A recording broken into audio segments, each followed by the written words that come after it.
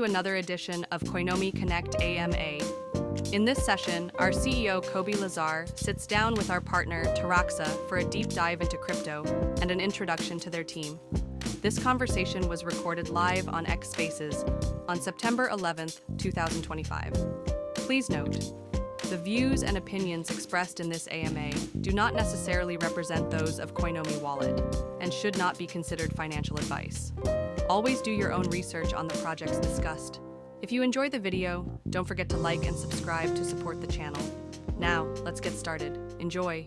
Hello. About 25 souls on board and ready to take off this rocket. Very excited to introduce myself. I'm Koby from the official Coinomi team and account, one of the members who joined way back when in 2016 when you could buy a Bitcoin for just about $1. Maybe not exactly that price, but that is the entry you'll be getting into this alpha and Taraxa today if you're listening and downloading Coinomi or a longtime fan and user of our wallet. Very excited to be joined by Steve and some others from the Taraxa team, as well as a few of our own who are creeping in the shadows, listening, turning this conversation to bits and bytes. Although there's only about 25 people here, and we're happy you are, a million different people are going to listen around the world once this is distributed through our dozens of media conglomerate channels. So really excited to have everyone here. And I'm going to go ahead and let Taraxa introduce a bit of themselves from their side. So Stephen, maybe you can kick it off, introduce yourself, and say a word about Taraxa before handing the mic over to Johnson. Thank you very much, Koby, for having me. Hi, everyone. My name is Stephen. I'm one of the co-founders of the Taraxa project. So we're the world's highest TPS per dollar spent, layer one, powered by BlockDAG. We have the lowest transaction cost in the world and the lowest cost for validator upkeep in the world. So we're not only fast, we're extremely efficient. We do not compromise at all on security or decentralization. I think we're probably one of the few modern layer ones who can still make that claim. So yeah, if you're building a D app, you want to build on a true decentralized layer one that's fast and very low cost and stable, come check us out. Thanks. Fast, low cost, stable, building a while and here to stay. That is exactly the kind of project we're excited to host. Johnson, who are you and what do you do on the team? Welcome in. Johnson, are you there? Hey, Stephen, can you hear me all right? Yep, I can hear you fine. Yeah. Okay, I think we're waiting on Johnson. He's a member of the team who will be joining us today. Is that right? Or did we let someone in from a different account? No, he's not a member of the Taraxa team. I don't know who he is. Oh my God, intruder alert, and I have egg on my face. Sorry, messing with these chickens. Then let's go ahead and get started. I mean, like you mentioned, there are quite a few things that set Taraxa apart in maybe not the promises of your blockchain, but specifically how you encounter and approach them and fulfill these lofty goals. At Coinomi, we've been around for over a decade, and we've worked with just about every layer one through the years who have come and gone, promising that they're the fastest, the lowest fees, the most decentralized. But there are some unique stats and features of Taraxa that really set you guys apart. Is there something you can point to specifically from in the inception or from you've learned from other blockchains that really separates Taraxa? Yeah, that's really a good question. So I think, first of all, we've been here for a long time, been here for 8 years. Most projects, crypto projects, as everyone knows, don't really last more than like a year or two or a cycle or two. We've been here for a while. So I think that one thing's our staying power that really differentiates us from most other projects out there because we are here for the long haul. From a technical perspective, we have achieved scalability without sacrificing decentralization or security because of our unique block DAG architecture. There's really only, I would say, two block DAG projects in the world.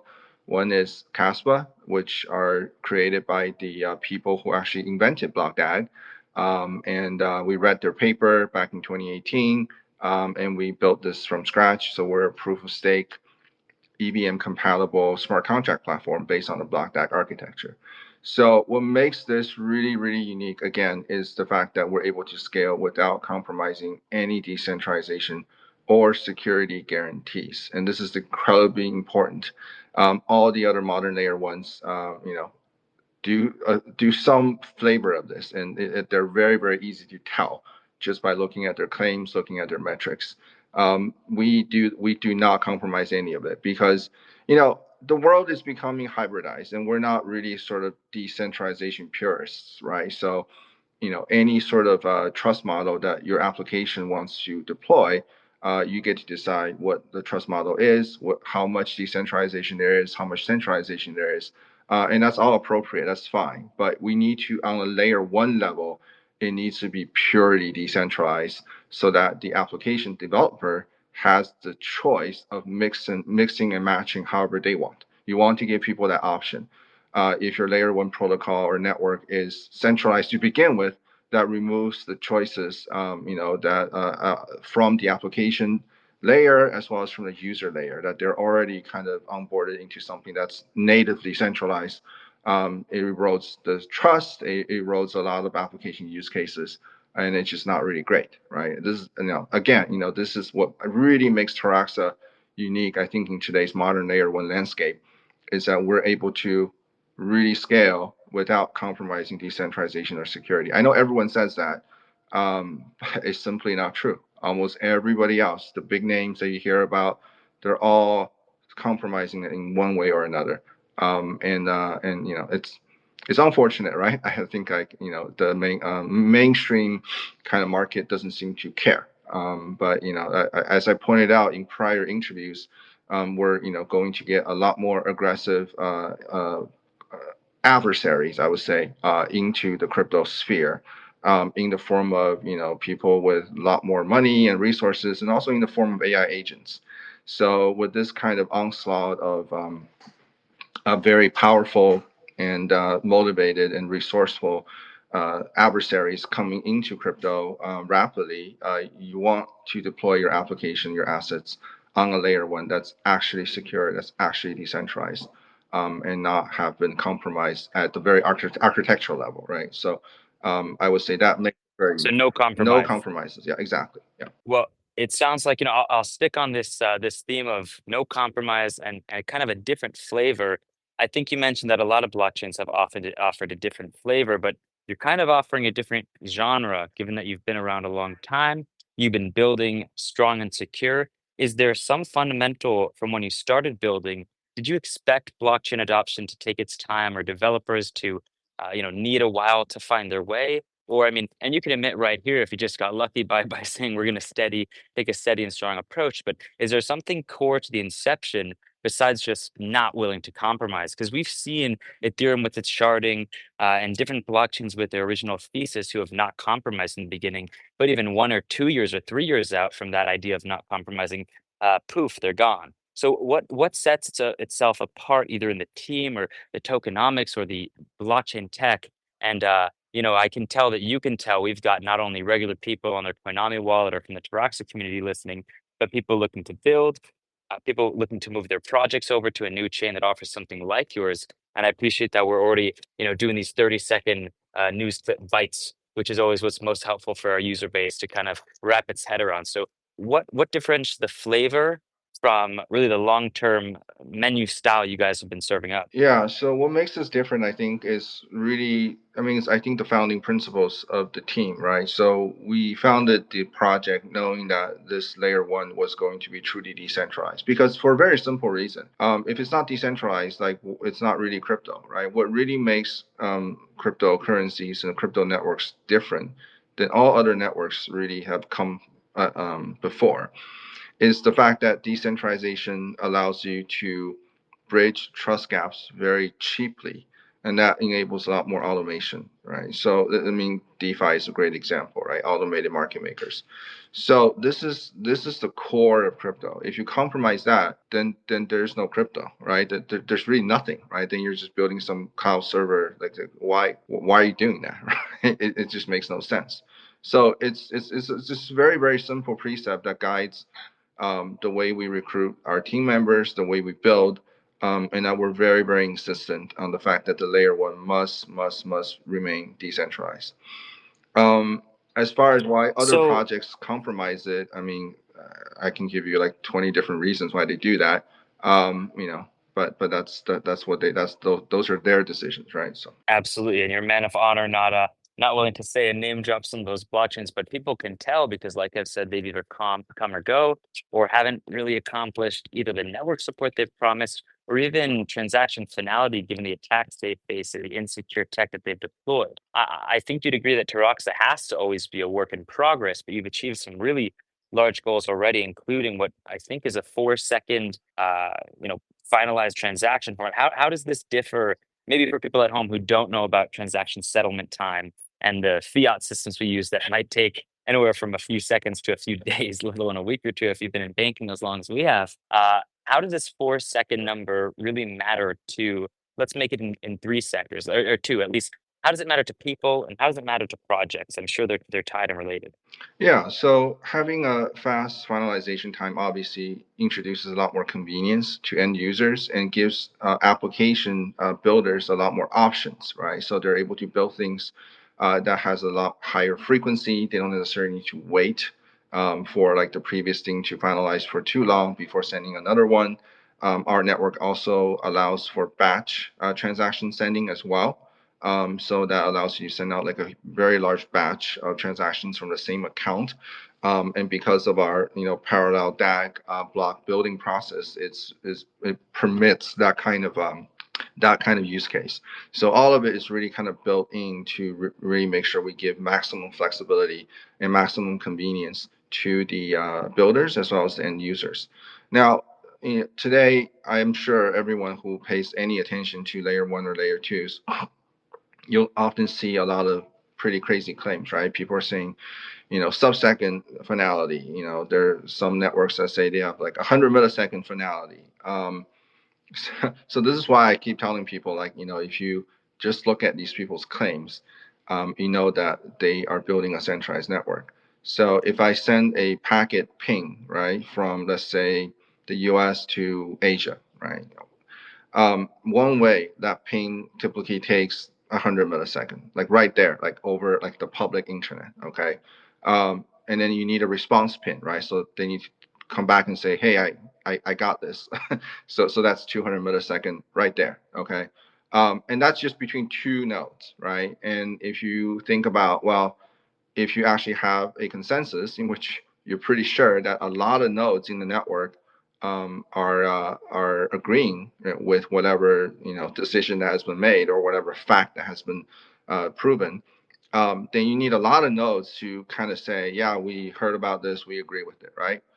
And since not every single node is connected to every single other node simultaneously, that just doesn't work that way. Networks, every node is connected to a limited number of nodes, and it needs to propagate through the network. You need multiple of these 200 millisecond back and forth to kind of really reach consensus, right?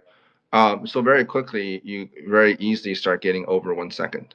Okay, so I would say that networks that claim that they have extremely low finality times, what's really happening there is not that nodes are telling each other about what they think. It's one node telling everybody else how things are, and everyone just accepts it.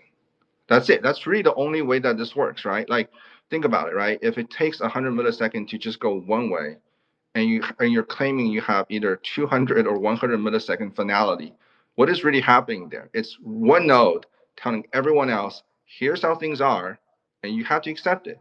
Then you get like your 100 to 200 millisecond finality, right? Because other nodes really have no say in anything. They have no say, right? They just accept the truth from the boss, right? The central node, the dev node, or whatever, the central sequencer, or whatever you want to call it. So that's how you get that really fast speed. Now, there are other ways that people can reduce latency. So if you play online games, right? I mean, if you play any kind of, MMOs, right?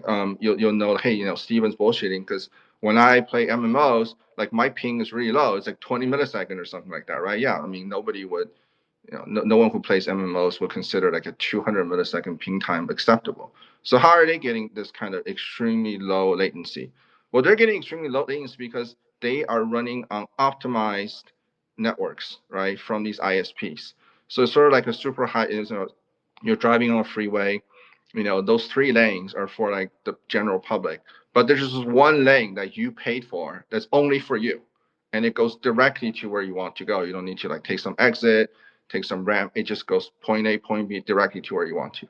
So that is not a public internet network. That is a paid for private lane just for you. And all the game makers and applications, like large scale centralized applications, all do this because they want to obviously improve user experience. So what's wrong with doing that?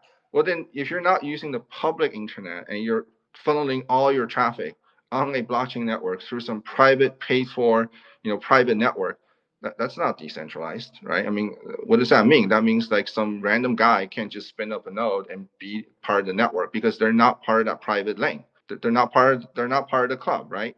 So you have a combination of centralized decision making, which means there is no consensus, plus a private network that's rented and paid for that no one else has access to, then yeah, you have extremely low latency, right? I mean, that's it. Again, this is not rocket science. It's not rocket science. It's not mysterious. It's not like the devs are geniuses. These are just simple concepts and precepts that have existed for decades in distributed systems. It's not new. So as soon as you see these numbers, right away, you know exactly how they're achieving it, and it's through centralization on the protocol level and on the networking level. It's extremely obvious. So people don't seem to care because I keep seeing projects coming out with these ridiculously low latency numbers, and everyone. No. That a lot of people may forget that it takes about 80 milliseconds for you to stub your toe from that activation energy to go all the way up to your brain. I mean, depending on your height, but most of us maybe it takes a little bit longer after you've put in the blockchain cycle or two that we have. I mean, 8 years is a really long time. 80 milliseconds, that's already, I mean, half. But I mean, all I mean to say is a lot can happen in 200 milliseconds of a ping pong. And finality is something that's not only a security feature, but like you said, it's user intelligence and user interface and user experience driven. I'll put a quick plug in for the wallet users here who want to understand why we're collaborating with Taraxa on not only some marketing stuff and cross collaboration, but a clear choice for one of our first EVM integrations we've recently made into the app. And it's because we share a few really strong values and beliefs we've both been building for nearly a decade.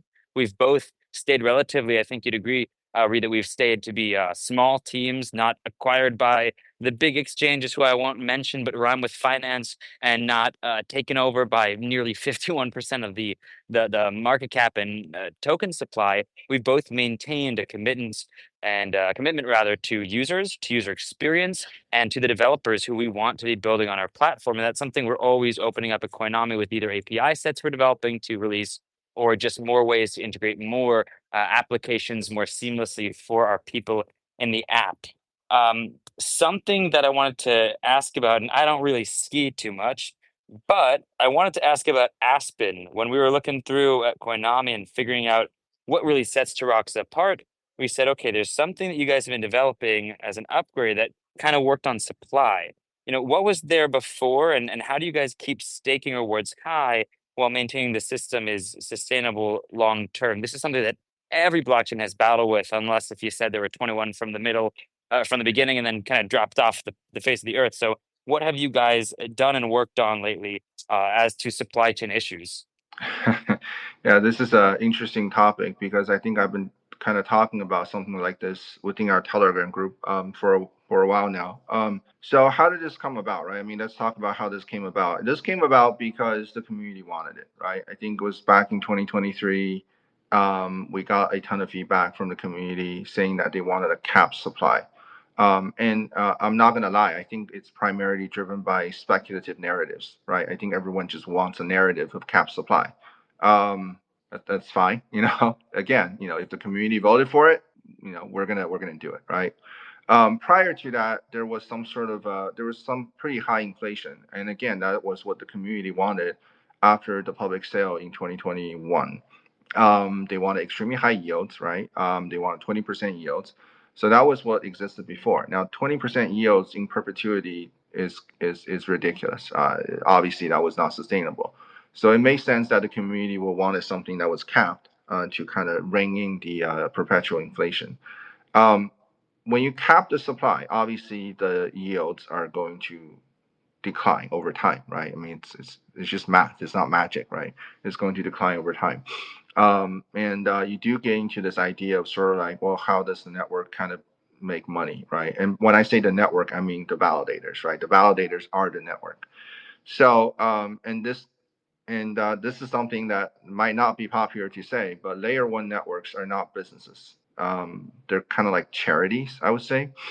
The reason why I say that is because the competitive kind of landscape for layer ones is that if you're a modern high throughput layer one, you are competing on throughput and you're competing on cost. In fact, everyone wants zero cost, right? You're seeing a lot of networks actually sponsoring gas fees, right? They're just saying like, we're just going to pay for your gas fees.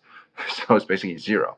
So, I mean, that's kind of wild, right? So what are the network validators getting paid in? Well, they're getting paid in inflation emissions, right? So usage is completely decoupled from the actual tokenomics because everyone wants to charge zero fees. So the validators are not getting really paid for usage. The more you use it or the less you use it, it really makes no difference to the validators. They're only really getting paid through inflation. And the infrastructure surrounding a layer one network, we already are the lowest in the world, right? To run a validator node literally costs like under $100 a month. You know, if you look at some of these other networks, cost thousands of dollars. But still, there's a lot of peripheral, you know, kind of infrastructure like RPC nodes and all this kind of stuff. They all cost money. Yet the validators don't really earn money from network usage.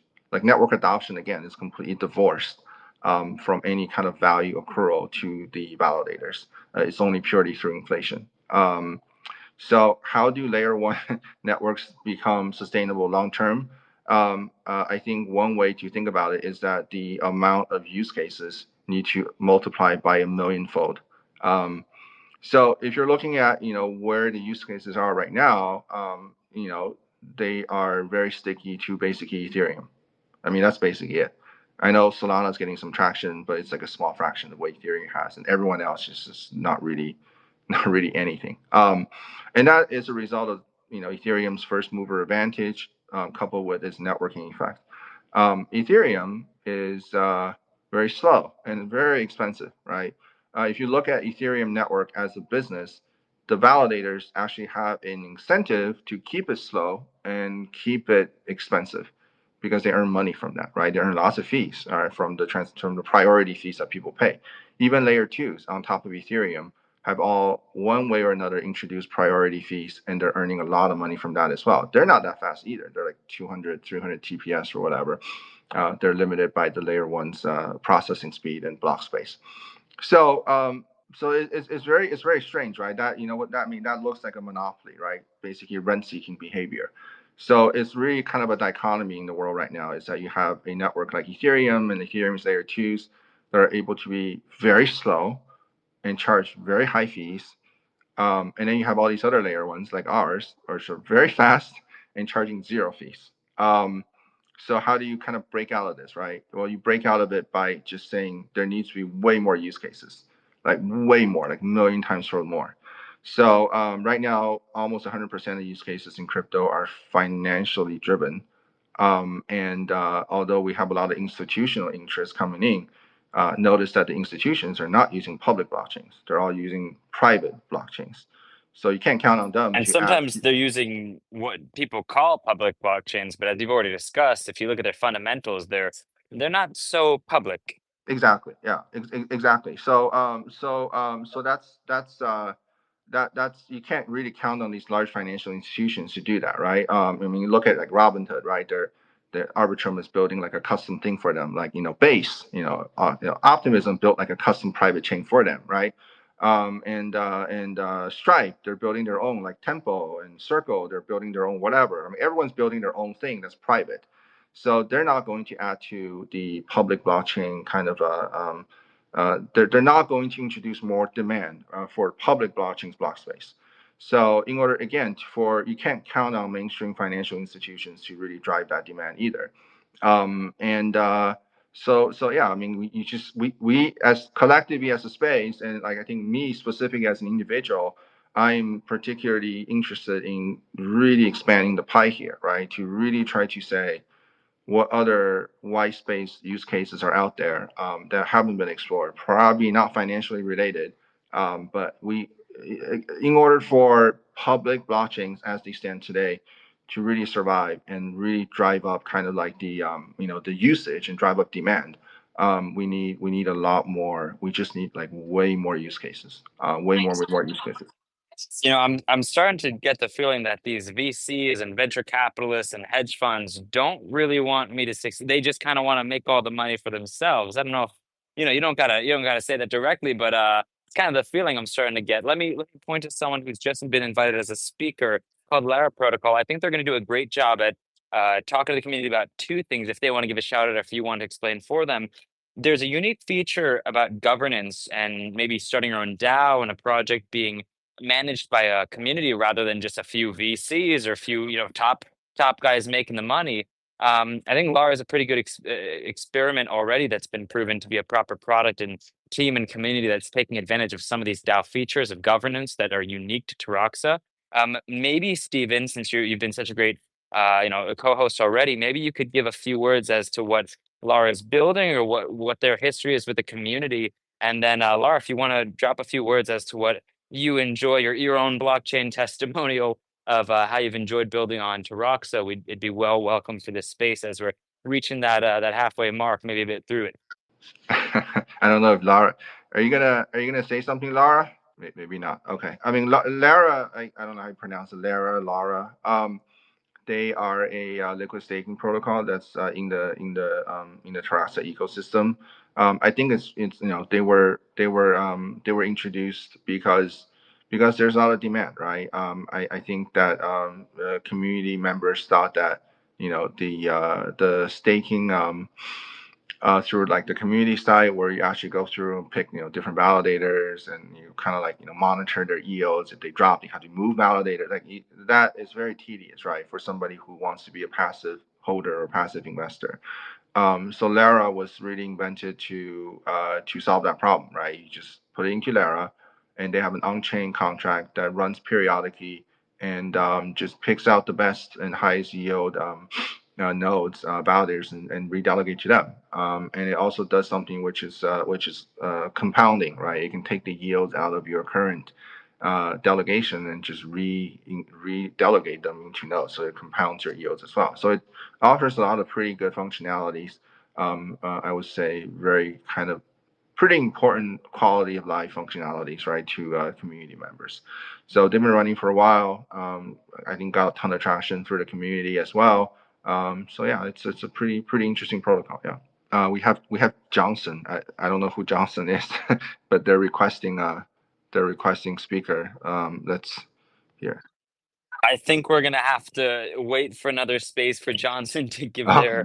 their endorsement. It gets actually Johnson, you've got the floor for just about 20 seconds if you can prove you got a question or a topic we should handle next, or else I'm sticking to my speed round finality questions. So Johnson, you want to make a word? Hello, boss. Can you hear me, sir? We can hear you. Yes, yes. I have a question. It's very important. Um, Coinomi wallet best feature. I know best feature. Do you want to know the best feature of Yeah, Koinomi? exactly. Man, well, I'm a little bit biased because I've been here since 2016 and we have members who are nearly my family now since 2014. I came to this team because I was a user of the product way back when it was a good space for me to store my Bitcoin, Dogecoin, and Redcoin in one place. But I think what keeps Coinomi fresh, and especially since the team has gotten the band back together in the past few years and started to pump out useful and interesting updates, is that one of the reasons we're featuring this blockchain to Roxa is that we're always trying to bring our users the latest and the greatest so that they can spend their time doing what they do best, which is living their life, enjoying the benefits of their finance and their digital assets, not having to scroll through endless Reddit feeds and qualify projects that usually might sound really good or have a few $100 million of VC capital behind them. We're fully privately owned between the people who started the company and work for it now, and will continue to be that way. And we have one clear fundamental that at this point, as a wallet running for a decade, sets us apart. And I'm getting to it, I'm building to it, and it is as follows. Other wallets and Coinomi for a really long time have been excellent, great at non-custodial use and helping users lock up their funds. What sets Coinomi apart and is the best feature and core to its ethos is that we're trying to make a product that helps user make the most of their funds, make the most of their digital assets, really take the ethos of the or a white paper that we can do more than just have a new monetary system. We can take the power away from the big banks and from the big middlemen who take a 30 to 70% cut of your time, money, and effort. And we can, as a wallet, serve as your digital interface to the world and be the place that helps you make the most of your time, money, effort, and life, because we've only got a short time here. So I hope that gives a good answer as to why I still believe in this team and this product and what we're serving to users. It's one of the reasons why very soon we'll be returning to open source, which I think is important for not only the core ethos of Coinomi, but the partners we work with. So we're super excited to be back on that steady pace. But I'll keep my ethos that we're all limited in time and we're coming to the close soon of this space. So I'd love to do some rapid questions with you, Stephen. And I deeply appreciate the question, Johnson. If you want to message us any other questions, we'd be happy to have you on the next space and ask them out, because I'm always happy to gloat and brag about Koinomi. 1 second. All right, Stephen, rather. I'm going to let you get back to some of the pressing questions I have, since we're getting to that 40-minute mark. I think we're going to ask some speed round questions. I think, I want to prove it to the community that you're an effective team leader, an effective developer, and someone who's here for a long time. But we're going to try and force you to answer some critical questions in just about 20 to 40 seconds. So I hope we can try and keep it there. I want to ask how Taraxa kind of stops validators from being too centralized, and how stakers pick the best nodes for rewards. If you need more time, we're going to give it to you. But tell our users, because I hope this goes viral on TikTok. So we don't really stop, I think, validators from being too centralized. We just do our best to make sure architecturally the network's protocols aren't centralized. Validators are run by humans. If humans want to centralize it, they can. They want to like say, hey, let's 20 validators, let's get together and become a pool. They could do that. There's not much we can do about that. But at the architectural level, we don't centralize it, unlike a lot of other projects who are centralized to begin with at the very protocol and architectural level. So that's the best we are able to do, and we're sticking to that.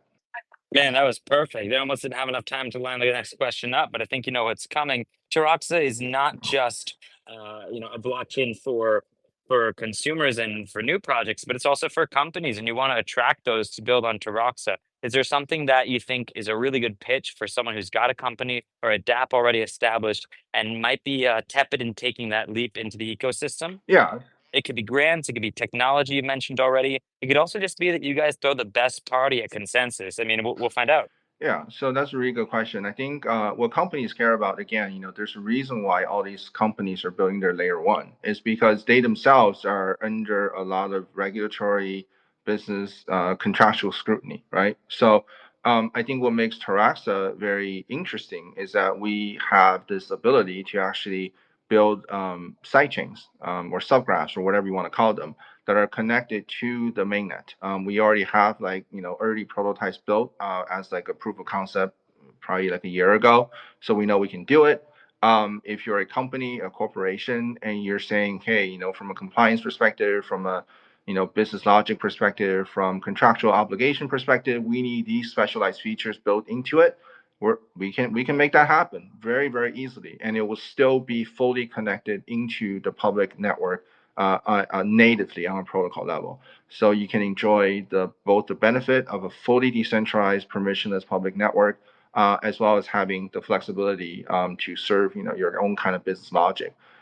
If you want to just purely build a private network, not connected to any public network, I don't think that's something that we're that interested in, to be very honest, because that really deviates away from our mission.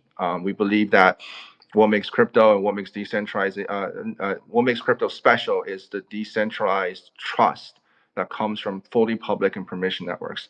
If they want to build something different, that's not part of our mission. Yeah. Mission statement, mission oriented, and delivering on mission after mission. So let me get to one of these last questions here. We've mentioned that you're EVM. We've mentioned that maybe I've done the nasty work of commenting on some of the promises and undelivered ones of Ethereum, but you actually work with Ethereum in a really unique way of Taraxa's infrastructure.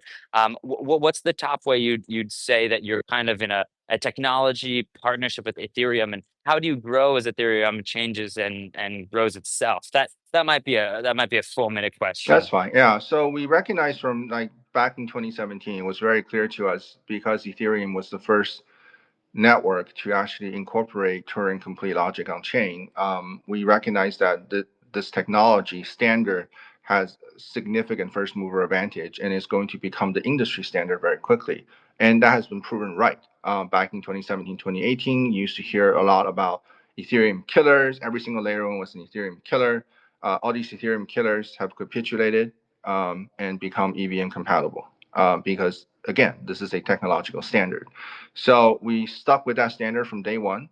We integrated the EVM standard into our network natively and accelerated it on top of the, with the block DAG network, with the block DAG architecture. So it's been natively integrated and it's fully compatible. And this has given us a huge amount of advantage because other builders, they don't need to learn anything new. They can just drag and drop their applications and it would just work. Not only that, all the tool chains and tool sets and libraries and open source like npm packages, whatever, all of them would just work with Taraxa without having to worry about anything else.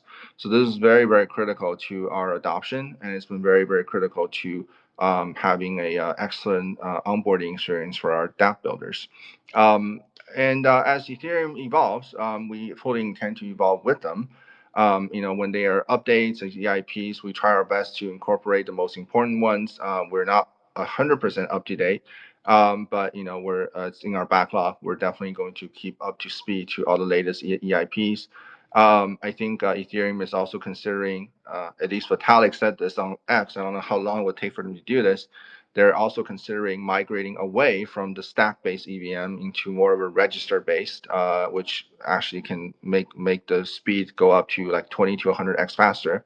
We are totally, if that happens on Ethereum, we're gonna do that too on Taraxa. So again, this is a matter of not really a matter of partnership with Ethereum, but recognition that Ethereum or the EVM standard is the industry standard. And if you kind of move away from that, you kind of do that at your own peril, as we've seen for almost all the non-EVM compatible networks that have eventually capitulated and kind of moved back into EVM compatibility. You do it at your own peril and usually your own parallel chain. I'm getting worse with these dad jokes. I'm going to curb myself to my last two questions here before we wrap this up. Developers. How are you guys currently attracting developers? We talked about companies. We talked about some of the ecosystem work as to why a project would want to get involved. But is there any specific strategy that maybe you've developed in the past 8 years, or you're starting to affect now, that have really set Taraxa apart? I think word of mouth is really important. The developer community, there's always a very significant portion of them that are quite mercenary. They're called, you call them grant farmers. So it's very easy to kind of start getting to the trap of chasing the grant farmers who just deploy their app on 100 chains, getting grants from everywhere. So we have always been very insistent that we don't give out deployment grants. So just deploying your application on Taraxa, you don't get a grant for that because then you just leave and do nothing. It incentivizes extremely short-term pump and dump kind of mentality, right? So we only give out grants to people who have applications that have achieved certain amount of traction. So our grants are now milestone based. So we work with the projects depending on the particulars of their project, the nature of their app business, and we try to figure out what are the appropriate milestones, the metrics and milestones, and what are the appropriate grants, taking into account how much grants are being given to other comparable projects. So that's really kind of like the overall grant strategy. And then like how do we get to the DApps? Again, a lot of it is through warm referrals. We were fortunate enough to find a small group of builders who have aligned interest. They're in here for the long haul. They're not grant farmers. They're very diligent and consistent in the way that they build and maintain their communities. So we work well with them. We get referrals from them. I think that has produced really the most rewarding partnerships, and it's worked out really well. We're going to keep on doing that. Of course, we do a quite amount of cold call, but cold calling, or I guess in this case, is cold DMing or whatever you want to call it. The hit rate for that is very low. And we do it, but understanding that the best source of high quality projects does come from warm referrals. Hey, I mean, look, if an application comes and built on top of Taraxa, they have a good experience. They tend to proactively introduce other projects in as well. Yeah, because birds of the same feather, right? So. Well, Taraxa is not exactly on the, or rather, Taraxa is not on the 20 or 50 largest market caps out there, which by itself represents, to the average consumer, the huge opportunity for your growth, for your long-term commitment to development and support for your users first, conversion into a great financial decision, let alone ways that Taraxa and its network are going to actually change and impact people's lives. We always ask ourselves the question at Koinomi: what can we do with this amazing Web3 technology that makes someone's lives better? It used to just be, well, if they buy some now, they'll have money later. But since then, when we were asking that question back in 2014 and 15, and some of our founders had the foresight to know it was going to be much more, now we ask ourselves, how is this going to better secure their identity in this digital future of AI attacks and malware? How is it going to better help their communication between people in different time zones and help them with remittance of all kinds of things, DeFi and TradFi all combined? So what I'm getting to here is that everyone in this space should drop a follow and a like to this space and to each of us at Taraxa and Koinomi, because we're going to be working together to prove the ethos of the Bitcoin white paper, the promise of technology like Web3, that we can make people's lives better and more frictionless in the next decade, that I know for a fact you, Stephen, and Taraxa and Koinomi and our amazing team members are going to be committed. I'll be wrapping this up. Stephen, I want you to think about, while I do, your final words as to why everyone should be following you and staying up to date with what you have coming out next, and dropping any alpha that you've maybe kept close to the heart. But as I wrap up this space, I want to appreciate everyone for coming to this Koinomi community. I want to remind them that they are here making history as we've been revamping, reigniting the rocket and the missile that has been Koinomi for the past decade, and will be growing through the next few years as we invest resources, time, and team efforts, sweat, and more into making the best wallet out on the market and the best place for them to make not just locking up their funds, but getting the most out of them. So I want to thank you, Stephen, for being here, our amazing co-speaker today, Johnson, for your question and letting me harp about why everyone loves Koinomi, and my amazing team from Michelle Barbs and folks like Mass Villain who were listening earlier today, for making Koinomi's team not only the best place in crypto to work, but actually no, I think it's the best place in crypto to work. So, Stephen, your last pitch to users, ecosystems, projects, investors, and more as to why they need to be following you on Twitter, Discord, and all your social channels. And then we're going to wrap this puppy up. Yeah, thank you very much. Thanks again, Koby, for the invitation. Look, if you're a builder and you're interested in a truly decentralized, scalable, and low-cost layer one, you should definitely check out Taraxa. We've been here for a long time. We're going to keep being here for a long time. All the applications built on top of Taraxa have all given us excellent feedback on the great experience they've had. So you'll be in good company. So come check us out. Yeah, come to Taraxa.io. Check out our website. Check out our tech. Come to our communities. Taraxa.io/x for our Twitter account. Taraxa.io/TG for our Telegram account, and Taraxa.io/Discord for our Discord account. Come and join our ecosystem. You won't regret it. Thank you, everyone, for listening into this Koinomi community event. Taraxa and Stephen, you guys have been an excellent co-host of this space and a partner who have dealt with a bit of our technical issues at Koinomi as we get this rocket reignited, and also just excellent communication, which I'm sure your partners are very used to experiencing, and your next ones will get familiar with very quickly. Thank you, everyone, for liking and sharing this space, for joining Koinomi channel so you can be aware and educated for the next excellent partners we bring directly to you in your device, on your pocket, on your phone, on your desktop, wherever you use and love Coinomi in over 25 languages, 100 countries, and a million other metaphors. So thank you everyone so much. I just don't have a capability to play you music, so I'm gonna hum to myself and play us out with that. Everyone have a nice morning, evening, afternoon, December, November, January, whatever month we're in, and we'll see you in the digital future. Take care, everyone. Thank you again.